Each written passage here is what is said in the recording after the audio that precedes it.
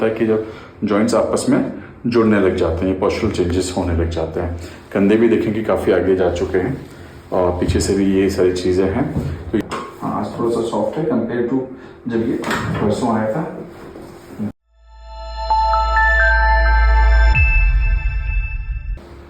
Welcome friends, मैं doctor Jitu Mishra. मेरे साथ मनीष है। मनीष मेरा पुराना पेशेंट है, शायद आपने इसके साथ एक पहली वीडियो भी बनाई थी ना? नहीं है ना? तो फर्स्ट टाइम इसका वीडियो बना रहे हैं। इसको एंकाइलोजिंग स्पॉन्डिलाइटिस है। जो लोग व्यूअर्स पुराने हैं वो तो जानते ही होंगे एंकाइलोजिंग स्पॉन्डिलाइटिस क्या होती है। पहले मैं मनीष से सुनूंगा क्योंकि ये वीडियो है इसी के ऊपर है, एंकाइलोजिंग के ऊपर, कि मनीष कितना जान पाया है कि उसकी दिक्कत हो क्या है। फिर मनीष अपनी दिक्कत भी बताएगा कि दिक्कत क्या है, लेकिन स्टार्टिंग में एंकाइलोजिंग के बारे में क्या समझ पाए हो ये बता दो। सर इसके बारे में तो अभी कुछ ज़्यादा नहीं, अभी नया नया मेरे को पता चला है। हाँ, और ये जो भी समझाया, जैसे कल समझाया मैंने, कुछ थोड़ा बहुत गूगल किया होगा, क्या क्या पल्ले पड़ा है? सर यही कि अभी इसका कोई आइडिया नहीं मेरे को। अच्छा, मेरे को सच्ची में नहीं पता। ये बस ये है कि दर्द होता है शरीर में। हाँ, मैं चल नहीं पाता हूँ। हाँ, जब होता है पेन, हाँ, और बहुत पेनफुल है मेरे लिए। मैं और लेकिन अभी 2 दिन से मैं इसकी ट्रीटमेंट चल रही है, तो अभी बहुत ज़्यादा मैंने पेन किलर नहीं लिया अभी। अच्छा, तो मैं थोड़ा सा ब्रीफ कर दूं। मैंने इस पे काफ़ी सारी वीडियोस पहले भी बनाई हुई हैं, आप सर्च करेंगे मेरे चैनल पे जाके एंकाइलोजिंग स्पॉन्डिलाइटिस, तो बहुत सारे आपको पेशेंट्स की वीडियो मिल जाएगी, जिसमें आपने कई लोगों को देखा होगा कि उनको गर्दन भी नीचे नहीं रख सकते, सीधा लेट भी नहीं सकते, कि गर्दन काफ़ी ऊपर। मैंने सर्च किया मेरे चैनल पे, देखा था? नहीं, तो देखना, बहुत सारे मिलेंगे। अब इसको, इसकी उम्र 26 साल के आसपास है, राइट? 27 साल है। तो इसको इतनी दिक्कत नहीं है, लेकिन ये मेरे पास में आया था, मैं इसको 4-5 दिन के लिए बोला था शुरुआत में, है ना? हाँ जी। क्योंकि मैंने भी यही सोचा था जब कंसल्टेशन करते हैं कि बैक पेन का पेशेंट है, कोई बहुत बड़ी चीज़ नहीं कि बैक पेन के पेशेंट ही आते हैं ज़्यादातर, नॉर्मल, जो कि 4-5 दिन में ठीक हो जाते हैं। अगर स्पेज़म होता है, कोई खिंच गया होता है, तो वो 2 से 3 दिन में ठीक हो जाता है। और जब मैंने इसको 2-3 बार एडजस्टमेंट किया तो मुझे एक फीलिंग आई कि ये बहुत ज़्यादा टाइट है, कि ये नॉर्मल वैसे वाला टाइटनेस नहीं है कि जो हम अक्सर रोज देखते हैं। तो मैंने इसको एंकाइलोजिंग स्पॉन्डिलाइटिस का जो ब्लड टेस्ट होता है वो कराने के लिए बोला, और ये मेरे पास उसके बाद अब 1 हफ्ते बाद आया था, राइट? या 10 दिन बाद आया था, और पता चला कि वो पॉजिटिव है। तो एंकाइलोजिंग में एक और चीज होती है, मैं ये बताऊं कि कैसे होती है उससे पहले, कि जब हम टेस्ट कराते हैं कई लोगों में नेगेटिव भी आता है, ऐसा नहीं है। इसको अगर दिक्कत है, टाइटनेस है, मुझे फील हो रही है, अगर ये नेगेटिव भी उसमें आता तब भी मैं इसको एंकाइलोजिंग का ही पेशेंट बोलता। उसका मतलब होता है कि उसमें हम बोलते हैं सीरो नेगेटिव, कि ब्लड में वो चीज नहीं आ रही है, लेकिन इसके शरीर में वो चीज दिखने में महसूस हो रही है। एंकाइलोजिंग स्पॉन्डिलाइटिस का मतलब ये भी होता है कि ये पैदाइशी, यानी कि हमारे पेरेंट्स से जेनेटिकली प्रॉब्लम आ रही है। ये हम अक्वायर नहीं कर सकते कि ये हमें किसी वजह से हो गई है, किसी वायरस से हो गई। ये जेनेटिक प्रॉब्लम होती है जो पेरेंट्स से हमें आगे जनरेशन में चलती जाती है। जब हमारे पेरेंट्स दोनों ही एक जीन्स कैरी करते हैं एंकाइलोजिंग का, तब ये यानी कि एमिनेंट हो जाती है पेशेंट में या उनके बच्चों में। और ये भी देखा गया कि दोनों पेरेंट्स अगर पॉजिटिव होते हैं, कैरियर्स होते हैं, तो उनके सारे बच्चों को नहीं होगा। तो ये भी देखा गया कि सेकंड बच्चों को होता है, 4th बच्चों को होता है, या कई बार फर्स्ट बच्चों में होता है। तो उसके भी पैटर्न्स हमें काफी सारी स्टडीज में पता चलते हैं। एंकाइलोजिंग स्पॉन्डिलाइटिस, इसको मैं कहूँगा 20-30 से 40% ही इफेक्ट हुआ है, क्योंकि एक तो लेटेस्ट स्टेज में हुआ है। कई लोगों में ये 18-19 साल, 20 साल, या कई बार स्कूल लेवल पे भी देखोगे कि जिन लोगों की चाल फिक्स हो जाती है कि वो मुड़ नहीं पाते, ये ज्यादा रिजिड होते हैं। और एंकाइलोजिंग में एपिसोडिक होता है, यानी कि जैसे कि मलेरिया का फीवर आता है, 4 दिन चलता है, 5 दिन चलता है, 6 दिन चलता है, 10 दिन चलता है, उसी तरह से ये फीवर की तरह आता है। और उस वक्त दर्द बहुत ज्यादा होता है। जब दवाइयां देते हैं, पेन किलर्स देते हैं, वो टाइम बीत जाता है, फिर वो ठीक हो जाता है, लेकिन उनकी मोबिलिटी और घटते हुए चली जाती है।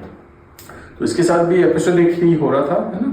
15-20 दिन पहले हुआ था, फिर बेटर हो गया क्योंकि थेरेपी की, ये सारी चीज अच्छी चीज है। इसको फीवर या ऐसी चीज नहीं आई है। लेकिन एक ये चीज जो कर रहा है, जो बार बार इसको ट्रिगर कर रहा है पेन, वो है इसका स्टैंडिंग जॉब, जो कि बहुत ज्यादा, इसकी फैक्ट्री है, इसकी फैक्ट्री में नमकीन बनती है, आप ऑर्डर कर सकते हैं इसके पास से। और ये काफी एक्टिव रहता है, आप समझ सकते हो, लेबर से काम कराना, पूरे दिन भर 10-12 घंटे एक्टिव रहना, वो उसका पेन को ट्रिगर ज्यादा कर रहा है। तो मैंने इसको एडवाइस किया है कि थोड़ा ध्यान रखें। इसको मैंने CBD ऑयल के बारे में बताया है, कैनबिस ऑयल, गांजे का तेल, जो कि पेन में, इन्फ्लेमेशन में बहुत ज़्यादा यूजफुल होता है। आपने ले लिया? हाँ सर, कल ही ले लिया था ना? हाँ, 2 बार और कितने? कल शाम को भी लिया था और आज मॉर्निंग में भी लिया था। और कितने का आया? कितने ml की बोतल है? और 50 ml की है और 3600 की है। हाँ, सो देखिए 50 ml 3600 इज नॉट बैड, है ना। जो हम पहले रखते थे वो 10 ml की होती थी, है ना, और तो 2000 रुपए की।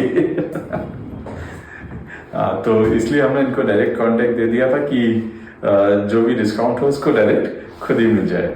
और ये इन्फॉर्मेशन है, आप में से भी किसी के पास, किसी को एनकाइलोजिंग है, परेशान है, या कंटिन्यूसली आप सबको, किसी को दर्द रहता है, आपको राहत नहीं मिलती है, तो HbA27 ब्लड टेस्ट होता है, वो करा लें, पता कर लें। अगर आप दिल्ली या NCR में आसपास रहते हैं, कोई और जानकारी लेना चाहते हैं, हेल्प लेना चाहते हैं, तो हमसे भी कांटेक्ट कर सकते हैं। और मनीष से मैं चाहूँगा कि थोड़ा सा ये सेल्फ स्टडी करें। पता क्या होता है, सेल्फ स्टडी से आगे तुम परेशान नहीं होगे, वरना तुम्हें आसपास कोई मिलेगा, कोई बोल देगा इस डॉक्टर के पास चले जाओ, उस डॉक्टर के पास चले जाओ, वो तुम्हारा नुकसान करेगा, ठीक है ना। लेटेंगे, थोड़ा सा एडजस्टमेंट करने की कोशिश करेंगे। बहुत ज़्यादा एडजस्टमेंट नहीं करूँगा, जब से पता चला एनकाइलोजिंग है, कई बार एडजस्टमेंट से पेन बढ़ भी जाता है।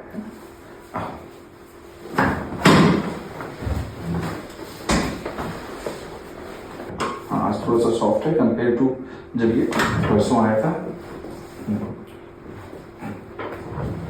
कई बार हमें आवाज निकालना जरूरी नहीं होती, हम पुश करते हैं, उससे भी जो ट्रैक्शन पड़ता है, थोड़ी सी मसल स्ट्रेच होती है, जॉइंट स्ट्रेच होते हैं, वो भी काफी होता है, डिपेंडिंग कंडीशन टू कंडीशन, है ना मनीष?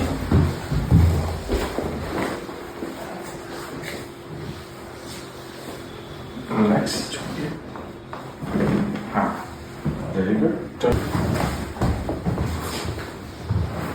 इजी।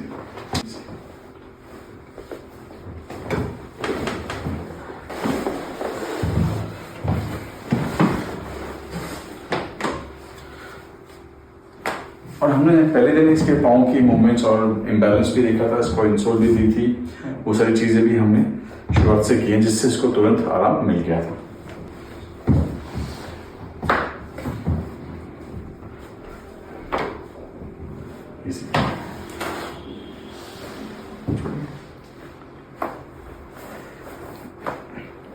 कैरेक्टरिस्टिक देखना चाहिए इसका, तो एक चीज साइड से दिखा दो नरेंद्र जी। ये देखो, ये कितना ज्यादा आगे की तरफ नेक और पॉस्चर बेंड हो गया है ना।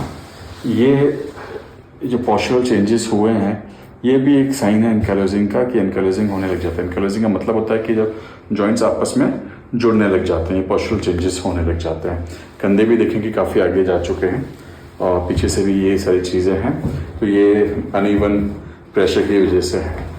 चलो, आप सबसे हाथ को जोड़ के विनती है कि आपको अगर ये इन्फॉर्मेशन किसी भी तरह से हेल्पफुल लग रही है, आपको लगता है कि हम इस तरह की इन्फॉर्मेशन आपके साथ और शेयर करें, तो लाइक करें, शेयर करें, और मनीष के लिए विशेस भेजें कमेंट करके कि मनीष जल्दी ठीक हो जाए और मनीष को लाइफ में ये दिक्कत ना होनी पड़े। एक और इम्पॉर्टेंट चीज़ कि ये बीमारी भी धीरे धीरे डाई आउट हो जाती है, बट जितनी ज़्यादा स्टिफ कर चुकी होती है, ये डाई आउट होते होते भी लेट 40s या मिड 40s तक ये अपना असर दिखाती है। ऐसा नहीं है कि वही इंटेंसिटी से असर ये पूरी लाइफ दिखाएगी।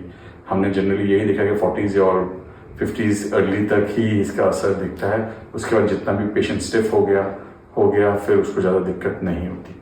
Thanks for watching us. Video को लाइक करें, शेयर करें। Thank you.